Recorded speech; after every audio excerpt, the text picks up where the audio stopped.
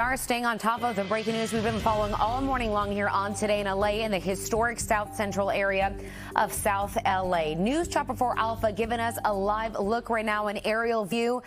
An attempt to safely detonate illegal explosives goes terribly wrong. The blast hurt 17 people, including 10 law enforcement officers. Now, this all started at a home yesterday morning where the bomb squad seized about 5,000 pounds of commercial-grade fireworks.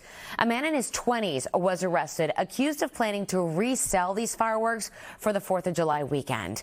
And among the stash, small improvised explosives that were deemed less stable, and they were placed in an armored vehicle and then detonated. Yeah, and we cover these types of planned detonations fairly regularly, but we've never seen the vehicle destroyed before, and that's exactly what happened here. The force destroyed the container. The vehicle sent debris flying everywhere, and NBC4's McCullough Medina is live at a look at all that damage. McCullough. Right, the blast was felt for blocks around here. Good morning, guys. Good morning, everybody. I want to show you just how intense that blast was. Take a look behind us. You can see a vehicle that was right next to that armored vehicle on its side. That's how intense the blast was. That blast happened just after 7 o'clock last night. You can zoom out here a little bit more. You'll see the armored vehicle where those fireworks are being detonated. Zoom out a little bit more and you can see the density of this neighborhood, just how many homes and businesses are nearby.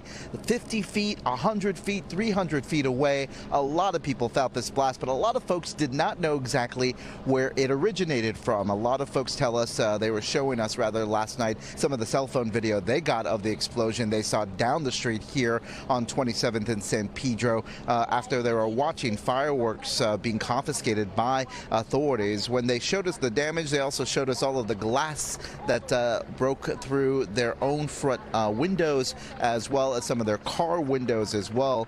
Some folks actually took us inside to show us those shattered windows and those glass that entered their homes. Everyone was grateful, though, they survived the blast and all of that flying debris. It felt like pretty much a giant bomb just going off at one time. You could feel like the wave go off, like of the explosion, the pressure. You know, it felt like if you would have been closer, you would have been injured. Yeah, in fact, 17 people were injured. Now, a lot of these neighbors are upset, they say, with police as well as fire because they weren't alerted that they were going to have this blast. But, of course, the fire department as well as police say they followed protocol to alert the people nearby. They did not expect this blast to happen, and a lot more people felt that blast. Let me take it back live really quickly. This is across the street. You can see broken windows here at this white building. This is about 500 feet away from the blast site.